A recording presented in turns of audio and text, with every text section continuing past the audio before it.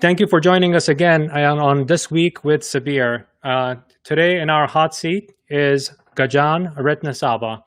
Gajan is the founder of Spiralize, a conversion rate optimization and A/B testing company. Spiralize runs experiments on clients' web pages to convert more of their traffic into leads and sales. Spiralize has generated over $7 billion with a B, $1 billion in value for clients including Medallia, CrowdStrike, Okta, NBA, NFL, MLB, Viasat, American Express, Global Business Travel, Stitch Fix, Neil Patel, who was a guest on this show, our studio, Netflix, Lowe's, Blue Nile, Pepsi, ServiceMax, and DreamHost. Wow, wow, wow.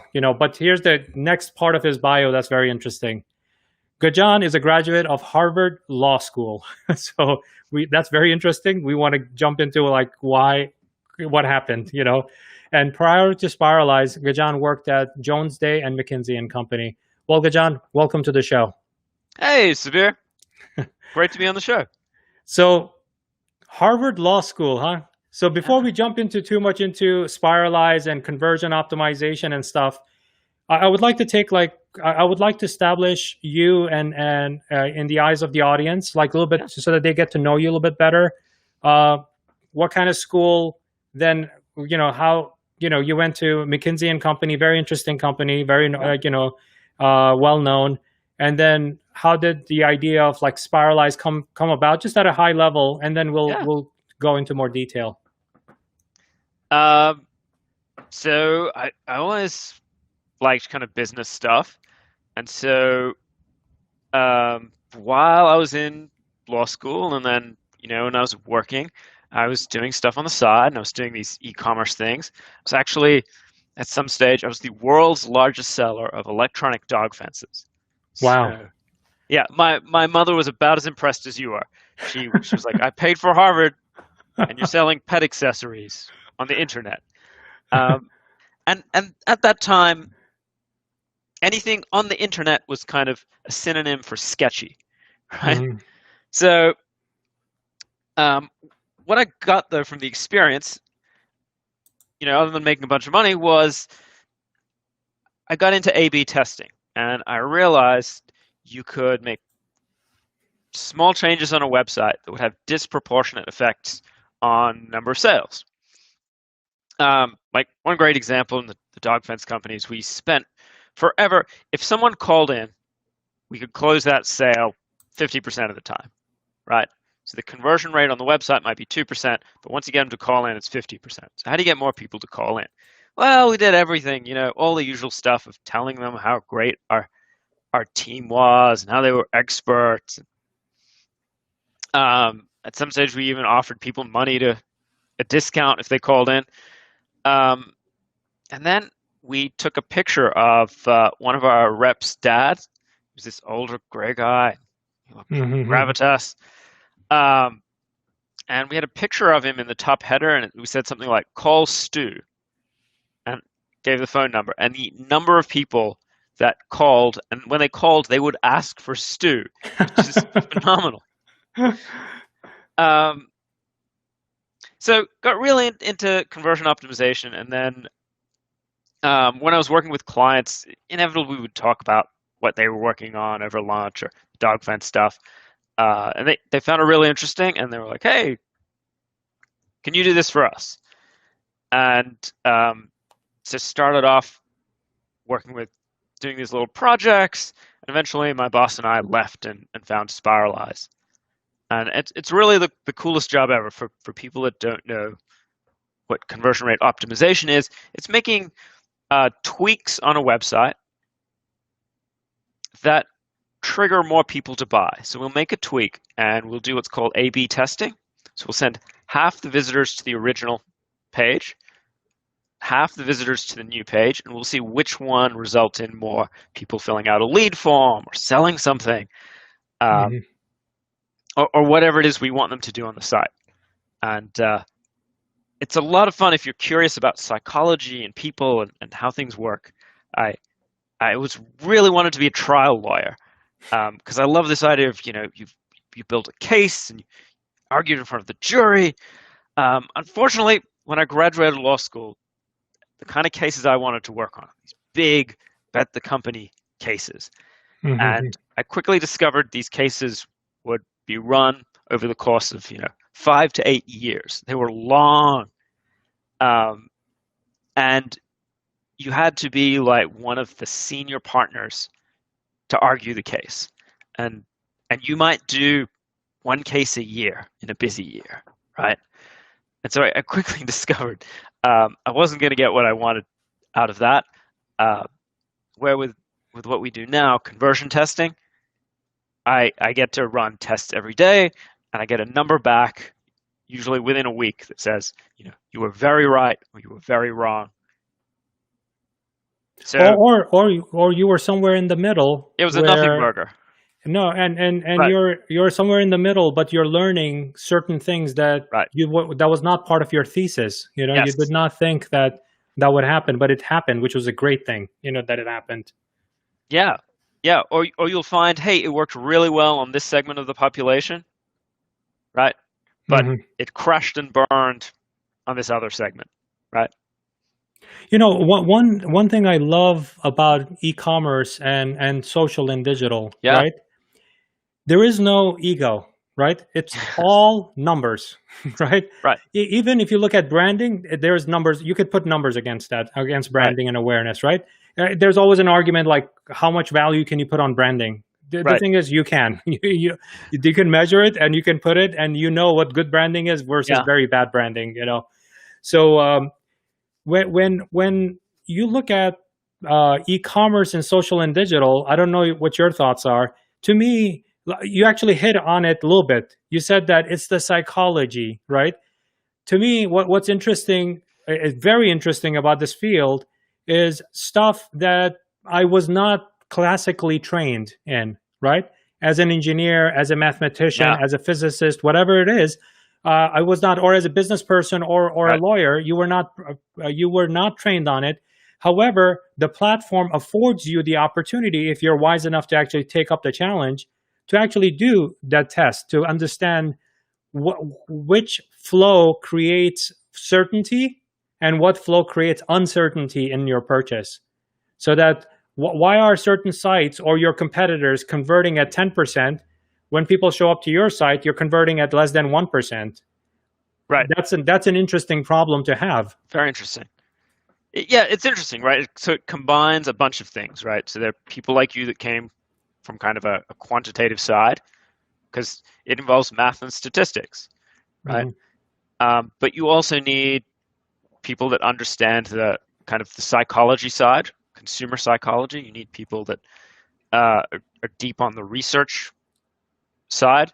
You need people that understand design, right? Because ultimately you need to design pages. So it brings together a lot of different fields. Cultural anthropology. That's right.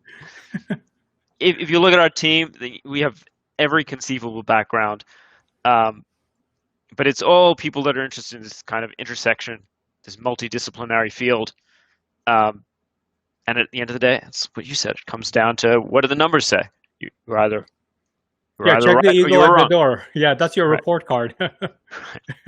It's good as your report card. That's it. Yeah. So let me jump into this very simple notion, right? I've actually, my clients have been surprised because typically when people don't know what they're doing, and when they come across a challenge of a site, their typical response is, "Oh, because you're not on XYZ platform, we need to redesign and re-platform you in order for you to get that magical answer," right? Yes. Yes. The replatforming. That's a replatforming argument, and I'm gonna ask you to actually dig pretty deep into that. However, someone like me or you, when we look at those kinds of things, we can go like, okay, insane people say a lot of crazy things. It's fine, we're not going to argue with insane people. How about this? Why don't we change all the blue buttons you have on the site to orange? Right. Let's see what happens, right?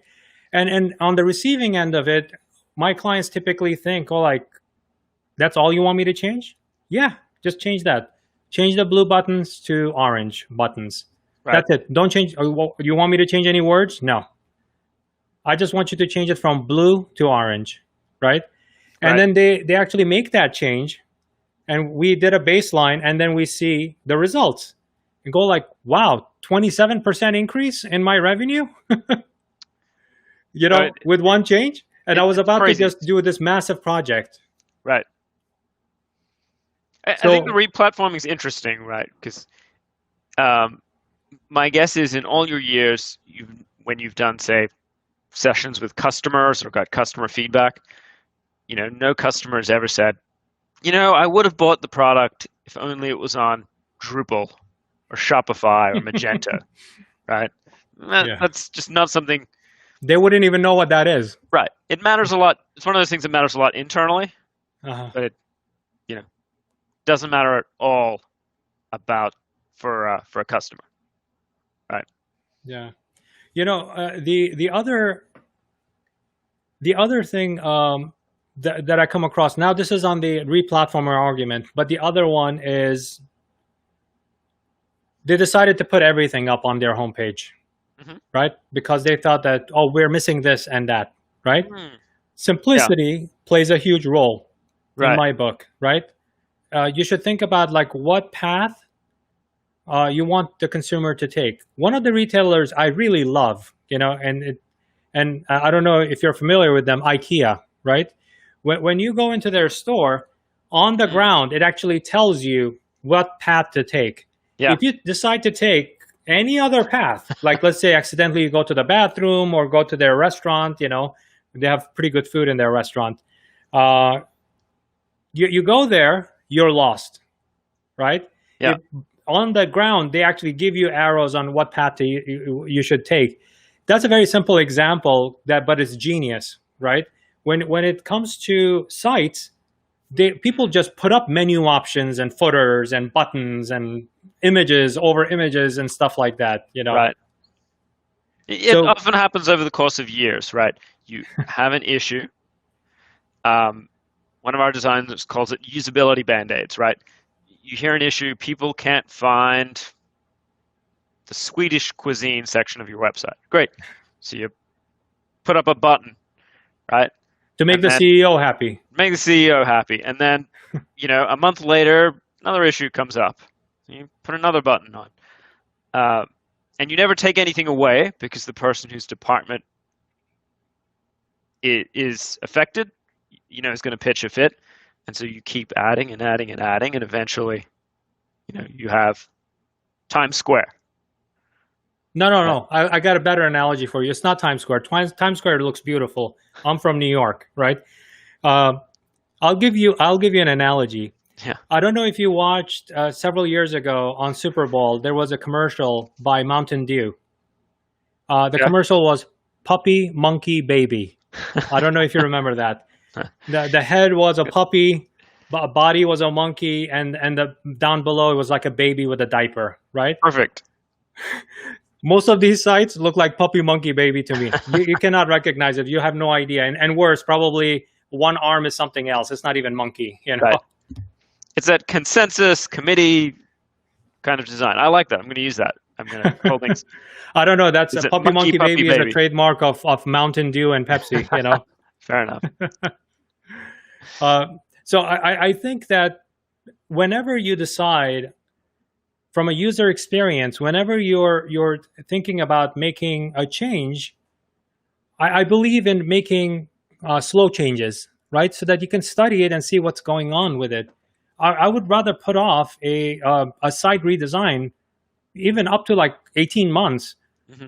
because I would like to collect enough data to see what am I redesigning. Unless the client says, oh, I'm going with your expertise in this field, fashion, whatever, right? Hmm. I want you to design it based on based on this strategy, but your eyes, because you have that trained eye to build it. However, if it's established business, I would rather test every one of those things. Where is it falling apart, right? Not everything. It can't be everything. Right. Yeah. So especially with a big company, you want to test things before deploying it, right? I think there's this increasing professionalization and quantification of websites, right? The websites historically have been done by web designers who web designers usually are designing for their Dribble portfolio, right? They're designing to impress other designers, and are not necessarily measuring the impact of changes. As we can measure more stuff, and as kind of the value of websites increases, this trend towards kind of increased professionalization, where we measure things before deploying them, in the same way that, if Boeing was redesigning a part on the 747, right, or GE was changing something in one of their factories, they wouldn't just blindly roll it out across every 747 or every factory, right? More likely you would study the change, maybe put it in one test flight, run a bunch of tests, see what the numbers look like, then gradually scale that out. Mm-hmm. Right? And so, typically, if you have a large site, instead of just blowing it up and going on to version 2, you might want to test elements from the new design, make sure they're increasing conversions or at least breaking even, before you roll it out. Although I don't want to tell too much of your audience. I don't want to tell your audience to do that, because a lot of our business comes from people doing a big redesign, conversion falls off a cliff, and then they call us. So they cause the problem, and then they go like, "My site is broken now. What's going on? Like, why did my conversion fall off the cliff?" It's interesting too, because the obvious answer is that what should we do? Our conversion rate used to be 7%, now it's 5%. It's a disaster. We think it's this redesign. We'll say, "Oh, did you test it?" No, we just pushed it out. What should we do? It seems like the obvious thing to do would just be to roll it back, right? See if that fixes the issue. But I think that the risk is that the corporate and personal risk is when you roll out that big redesign, you spent 9 months on and several $1 million. It's very hard psychologically to walk that back and say, "Hey, everyone, this doesn't work. We're going back. We're going back to the old version." Yeah. And so I think the approach you're suggesting is much better, right? Even if you're doing a big redesign, start to test elements of that over the course of, as you're designing it, make sure that they're accretive or at least neutral before doing the big rollout. No, I think it also should become part of your culture, right? And behavior, right? Not like, let's say today, I just launched a brand new site today, right? This week, I ran whatever, that's my baseline. This week, this month, 4 weeks, I collected enough data for 30 days, right? Literally next month, I'm going to take part of that site that I've learned, that I've received so much data on, and I'm going to say, okay, I'm going to tweak it now. Yes, it is a brand new site, but it's forever changing. We need to be learning about it and incrementally changing it, so that by the time 3 years comes around and you have to do this massive rebranding of the site because you hired a genius branding specialist who said, "Oh, no, your logo needs to be like this," or your brand needs to stand for these other pillars, and now you have to change the entire site. You have tested a lot of things along the way, so that when it comes to those critical learnings, you're not going to make those changes, except for you're making cosmetic changes that should not hinder conversion, should not hinder completion of a task, like leads and qualified leads and download of a PDF to add to cart to checkout. And depending on what industry you're in, that's what should happen. It needs to be part of your habit, not that all of a sudden you wake up one morning and go like, "I hate my site, I need to change it today." Yeah, I think this transition from websites being objects of art, right? Yeah. Which are purely aesthetically driven, to the other extreme is the website's a factory, right? I put inputs in the top, I put in traffic, and I measure the outputs out the bottom, and I don't really care what the inside of the factory looks like. They're both the aesthetics of a website matter, right? That it's it's the business card of a company. It's how most people experience that company. It's how potential employees experience you. That stuff's important.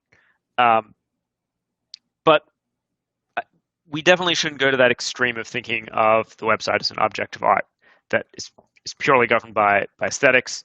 And we need to think about these functional considerations and measure the performance. Okay, so let's because we're kind of touching on the surface now. Yeah. Let's dig a little bit deeper.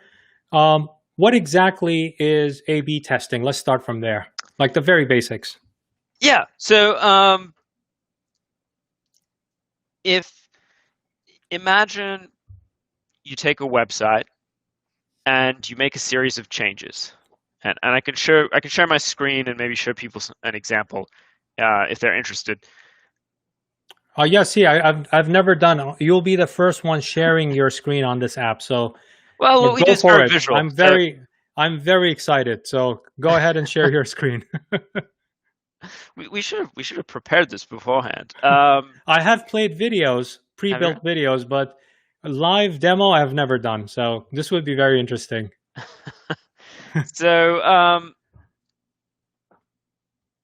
in essence, A/B testing is running experiments on your website and measuring the results to see what works, right? So to take kind of a trivial example, maybe you send half the visitors to a version of the page that has an orange button, half to a version of the page that has a blue button, and you measure kind of which one converts better, right?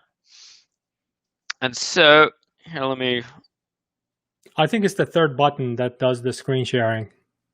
Yeah, I was just pulling a presentation up and making sure I had our ducks in a row before. This is pretty cool. This is very exciting, and it's building up my excitement and anxiety a little bit. So let's see how it goes. It's all good. Here we go. Let's try this. So, okay, I'm going to share so this imagine up. you have a landing page, the one on the left, this one here. Yep. And you can see it's good. There's nothing wrong with it. It's really solid. But there may be some tweaks you can make to it. So you can see the one on the right. We put things off plane on an angle so it draws more attention into the form, because that's what we want people to do, right? Fill out the form. Mm-hmm. You can kind of see we inserted social proof to. Now you might say, well, why social proof for a lead form? You're offering people a free strategy guide. What difference does social proof make? Well, it's one of these things that we've tested into, and it seems to work. So let me add a comment to that, Gajan. So I have this thing. I might actually come up with a book one day. I call it the uncertainty principle, right? The uncertainty principle. Well, what consumers do when they're going through any website or any business, this could happen on a website, your app, it could be in your retail store, right? Consumers have a lot of biases in their head, and they have a lot of questions unanswered and questions answered the wrong way in their heads because of their friends told them so, right? Mm-hmm. So that brings about thousands of uncertainty in the consumer's mind. A social proof like this gives them more validation. Okay, it's not just me. 1,000 other people have given this product 4.5 stars, right? People like me with problems like mine. Exactly. Right. Exactly. So the things like this, social proof, reviews, testimonials, video testimonials, any of these kinds of things leads to removal of some of those uncertainty, right, from the equation. And that's what leads them down the page to further engage with you. And then if the site is optimized for conversion, it will convert, whatever conversion means in your context. Mm-hmm. I'll give you another example. So here, you can see on the original, it's the exact same form, but we found people are pretty sensitive to the perceived length of the form, not the actual length of the form. And so you can see what we did is we made the form 2 columns, right? There are lots of tricks you can use to make a form look shorter. Multiple columns. You can put the field names inside the field instead of on top of it. There are lots of little things you can do. And so we made a bunch of changes here, right? You'll notice we visualized the ebook that we were giving away. So now you have this challenger, this one on the right, okay? So what I'm going to do is I'm going to set up an experiment. And when people come to the site, I'm randomly going to send them to one of these 2 pages, right? So if Sabir and I came to the site, maybe Sabir gets the one on the left, maybe I get the one on the right. And over the course of thousands and thousands of people coming to the site, I might learn that 5% of people that come to the one on the left end up filling out the form, and maybe 7% of people that go to the one on the right end up filling out the form. So now I know the one on the right performs better, and I'm now going to keep the one on the right as the challenger. So I'm going to get rid of this. And then I'm going to make a new challenger to try and beat essentially my old record. So I think you threw out this example of, well, what if I make the buttons green? So the buttons blue. So maybe on the next test, I make the button blue. Mm-hmm. Right? And again, I'm going to send 10,000 people to the one on the left, 10,000 people to the one on the right, and I'm going to see which one results in more form fills. And over the course of tens or hundreds of these experiments, I'm gradually going to keep ratcheting up that conversion rate until I'm going to keep ratcheting up that conversion rate. And so there's a really interesting phenomenon here, which is that you get to keep all your winners and you don't pay for your losers. It's like being able to go into a casino, right? And the casino says, hey, keep all your winnings, but if you lose, don't worry about it, right?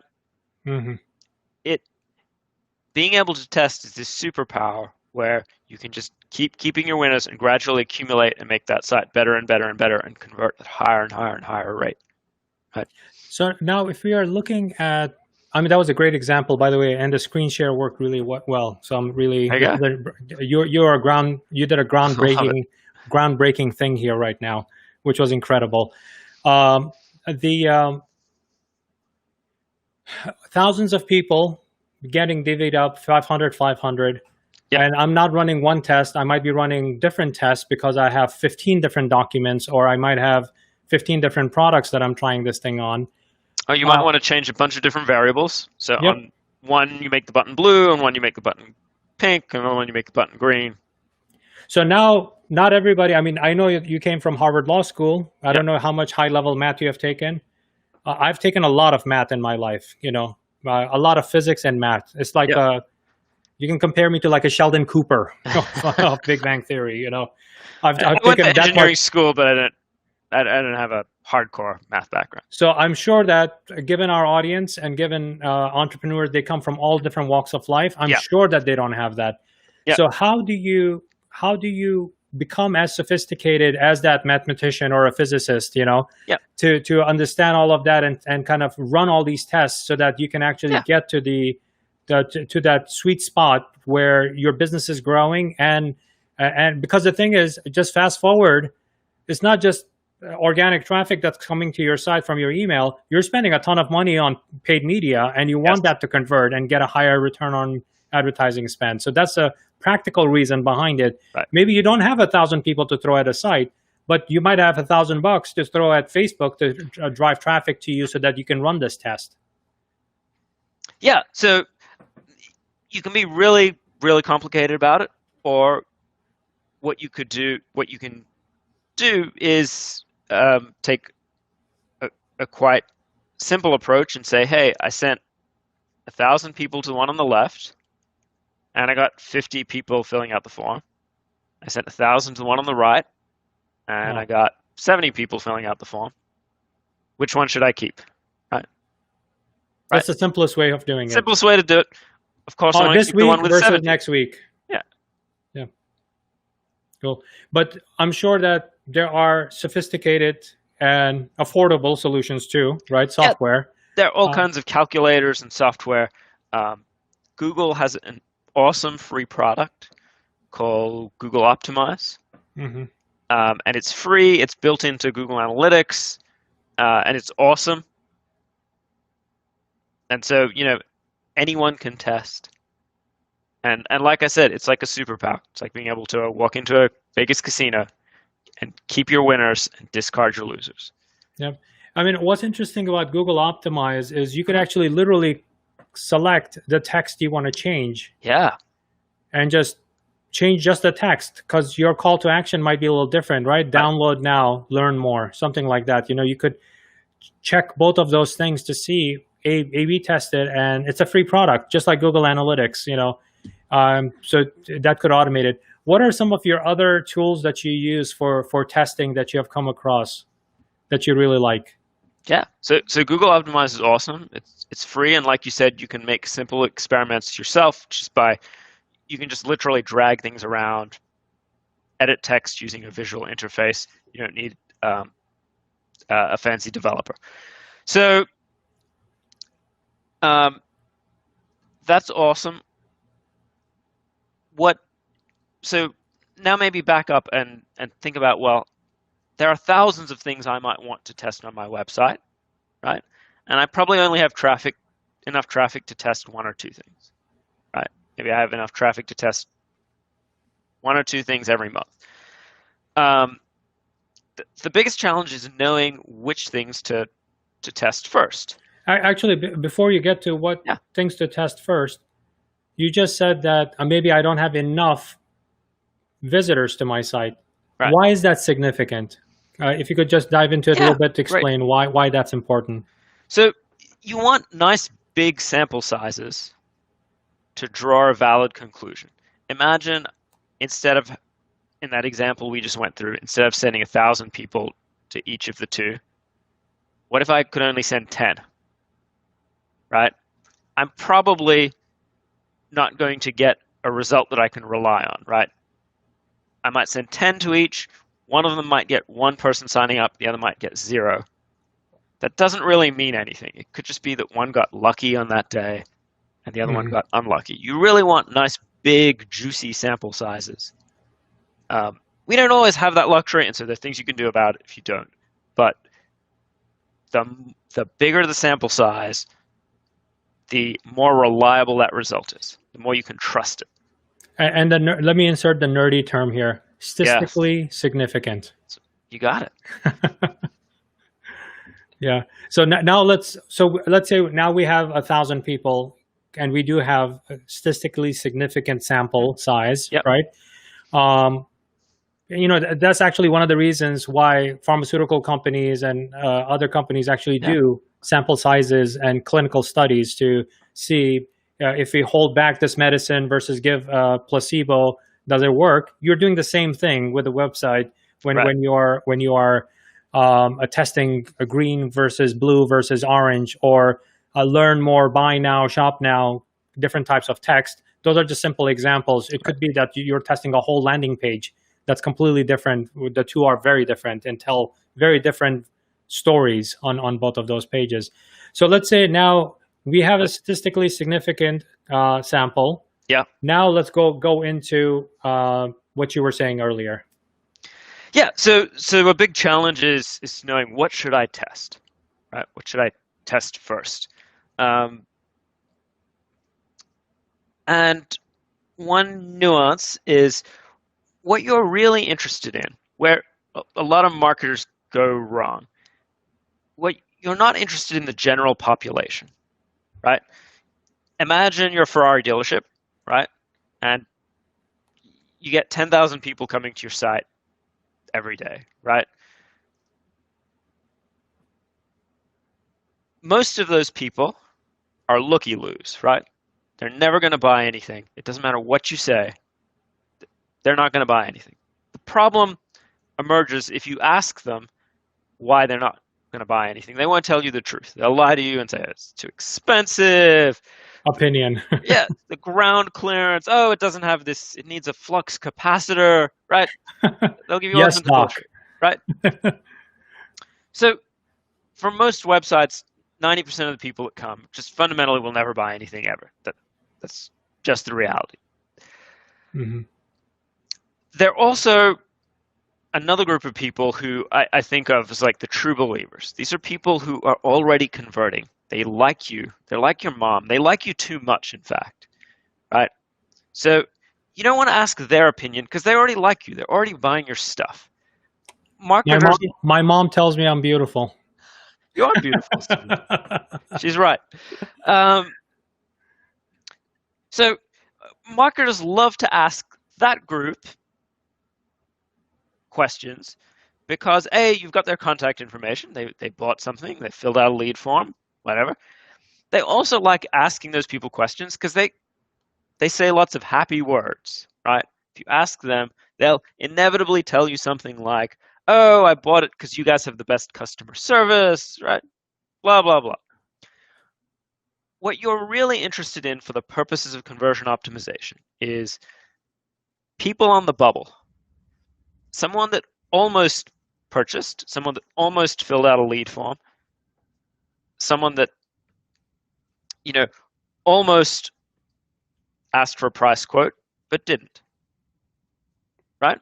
And you want to ask that person, hey, what stopped you making this purchase? I see you got pretty close. You spent 5 minutes on the side. You know, you might have even added it to cart. You started to put your credit card in, and then you stopped. What's going on? Something happened. Yeah.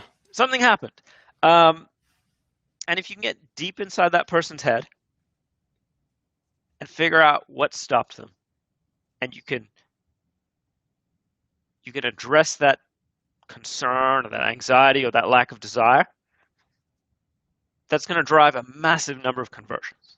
So I can give you, and often what they'll tell you are things you would never anticipate.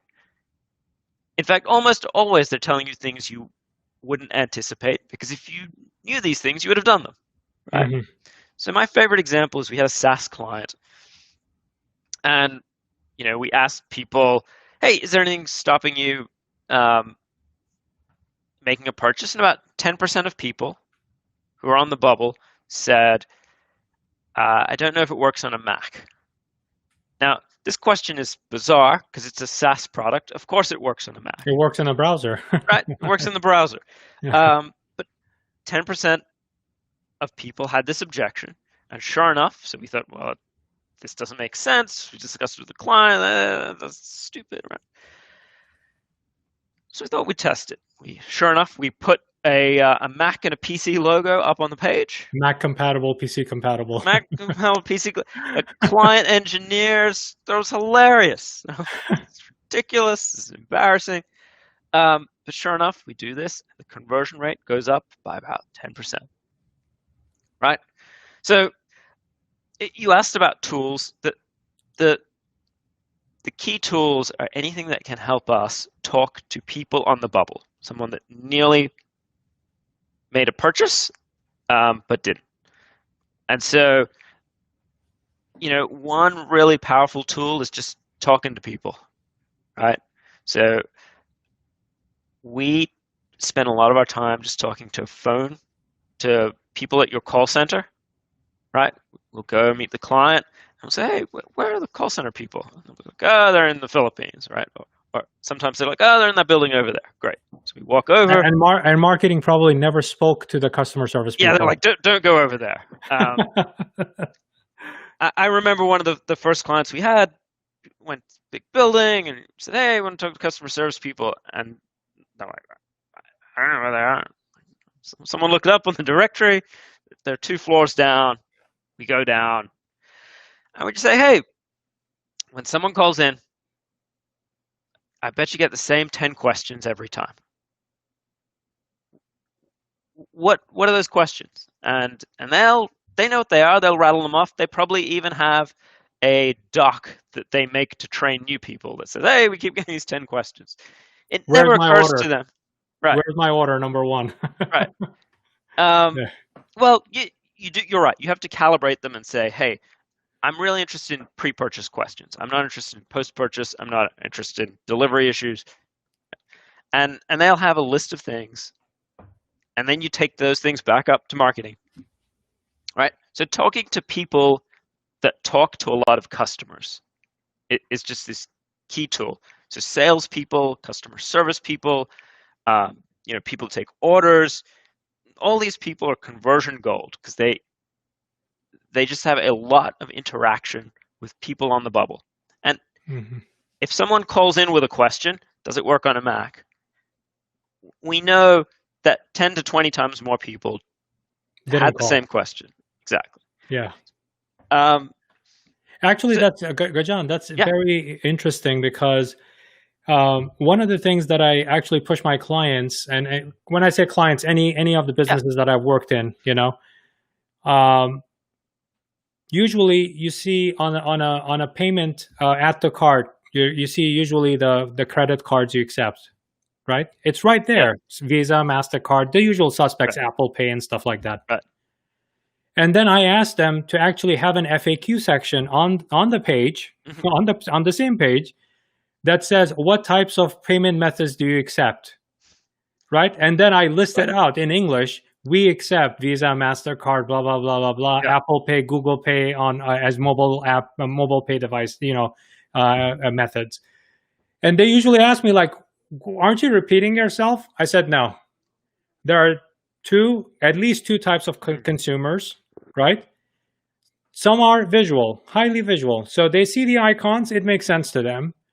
Some completely ignore the icons because their eyes do not even fall where the at the card is. They see the at the card, they don't see the icons.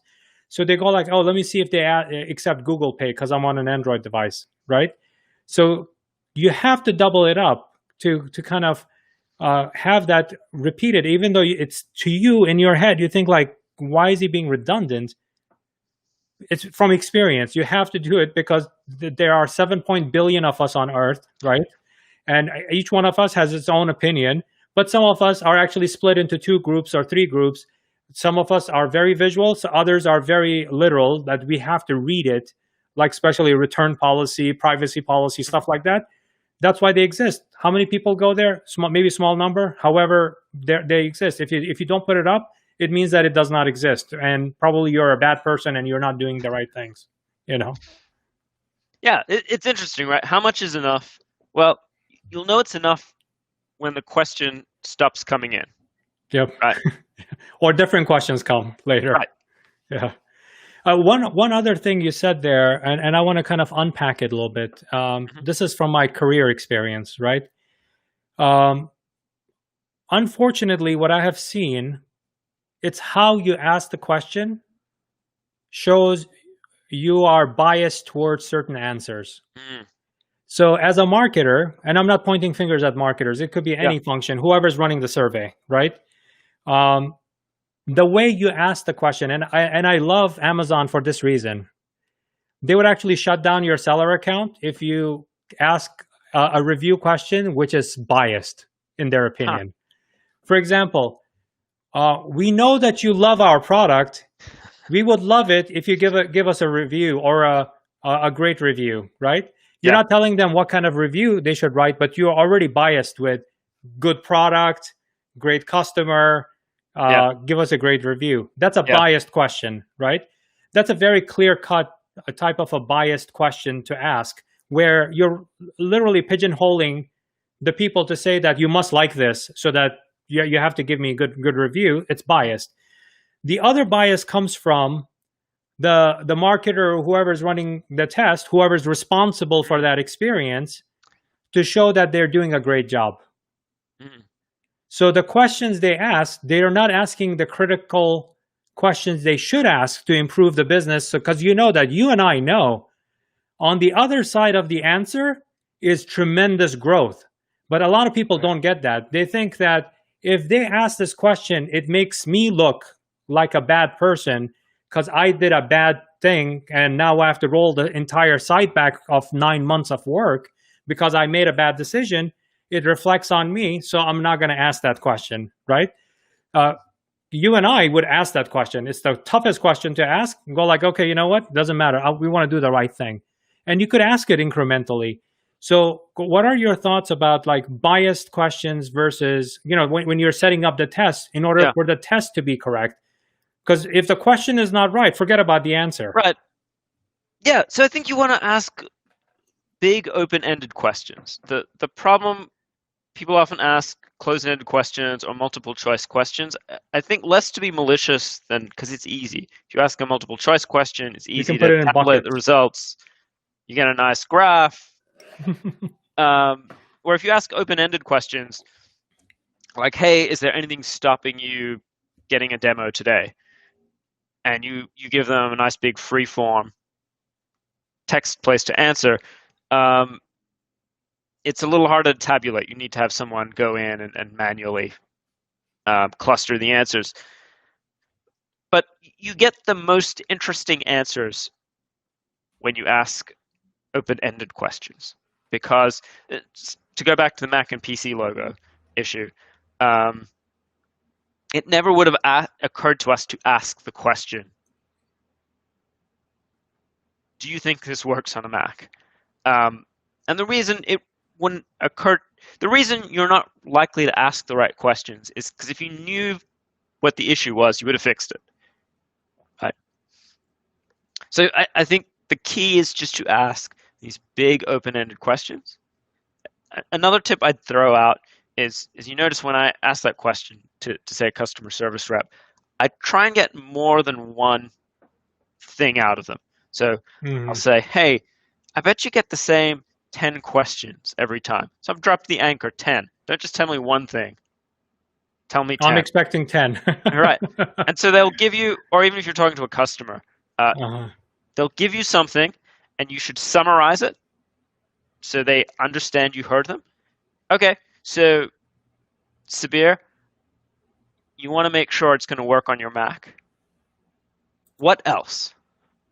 And inevitably, you'll give me one more thing, and now I'm going to summarize the two things. Okay, so you want to know if it'll work on a Mac, and you want to know if it's an annual license or it's you pay once and it's forever. Anything else? Can I get a refund? Can I cancel at any time? So you'll give me a bunch of things, and then what I've found is a really powerful question, because often now you've triggered their thinking about it, right? And they get off the phone with you or they leave the focus group, right? And as they're driving home, they're like, oh yeah, there's this other thing I wanted to ask, right? So if it's in person, I'll just say, hey, I know when you're driving home, something else is going to occur to you and you're going to want to tell me. So I'm going to give you my business card. It's like that FBI agent. If anything else comes to mind, call me. Here's my card. Exactly. Give them your card. And even better is to follow up with them via email a day or two later and just say, hey, really appreciate it. Appreciate your time. Thanks for all the info you gave me. Did anything else come up? And every now and then you'll get this gem. Yeah, definitely. When it comes to like devices, like you touched on the PC versus Mac, right? I want to talk about different platforms. So when I say platforms, I mean that there are certain businesses that have their website, which we have been dominating this conversation on. However, they could have their application might be an app that you download from a Play Store or an App Store, or it could be there's a chat automation chat platform called ManyChat, right? You put your flows in there, and then based on conversations, it responds. It's a very good tool, right? Those to me are also apps because they interact with the consumers. It's not a visual interface like a web, but it's a textual interface. It's a conversation, right? Or SMS or your messenger platform, any of those kinds of things, where it's not necessarily live chat agent, but an automated chat. So that's another type of a platform. What are your thoughts about like testing those kind of platforms and learning from it? So go. Yeah, so you're right. We talked about web, but you can test basically everything, right? So if you're a restaurant, we've done this. You can test. If you're a restaurant and your challenge is how do I get more people to order dessert, right?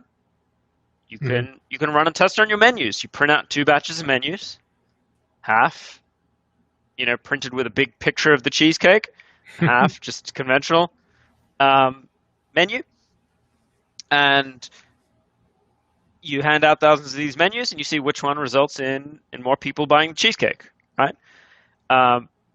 We had a client that tested the menu boards on a restaurant. Those electronic boards that in fast food restaurants.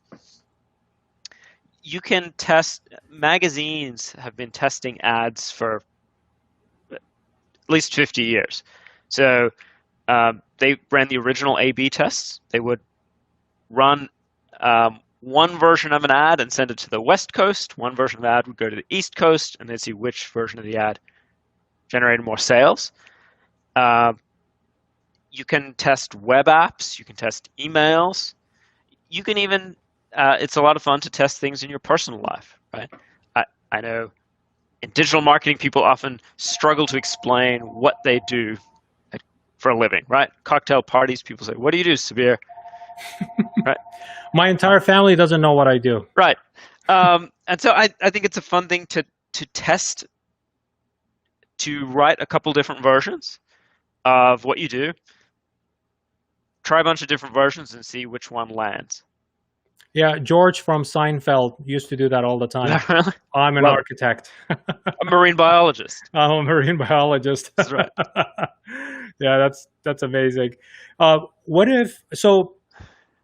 Given the size of the clients that you have, right? You have small clients to gigantic clients, right?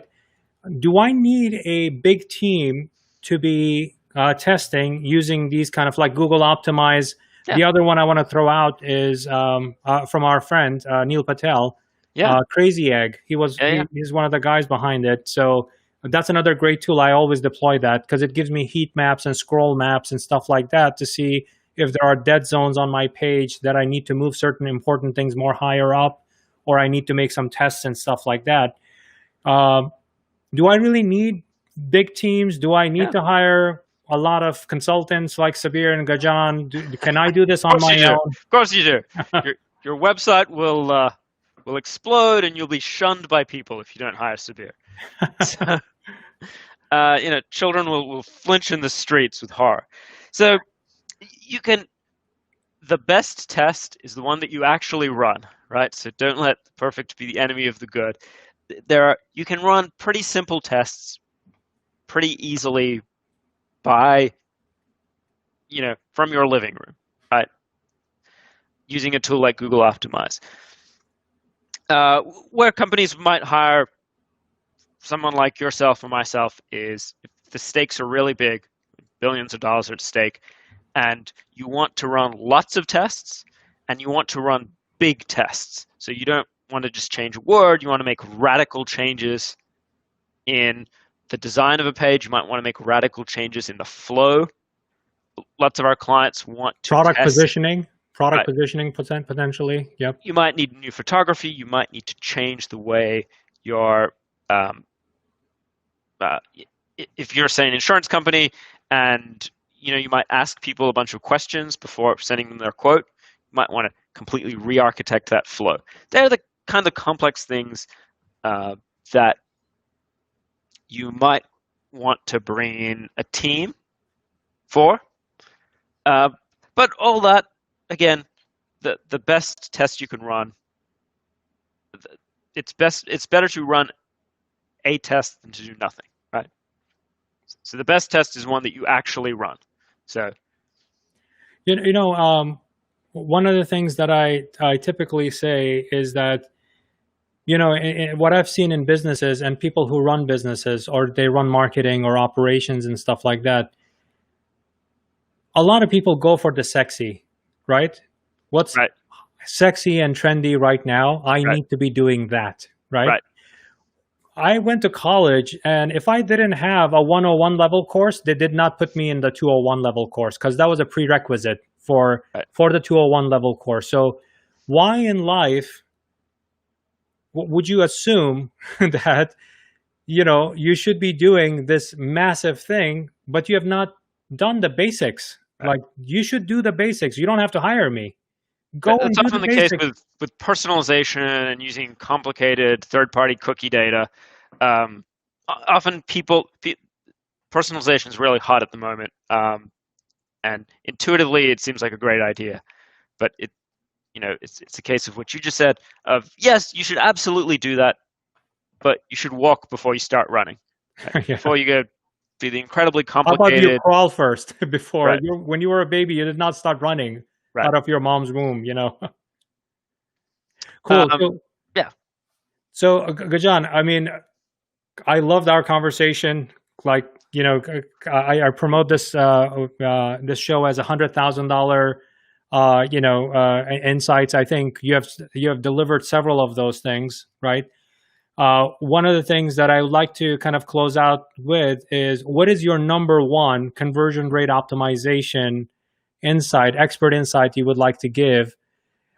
Typically, for others, I say that, what is your $100,000 number one? I have said $1 million for a few people, but I think given knowing who you are and your background, I don't want to be cheap with $1 million. good.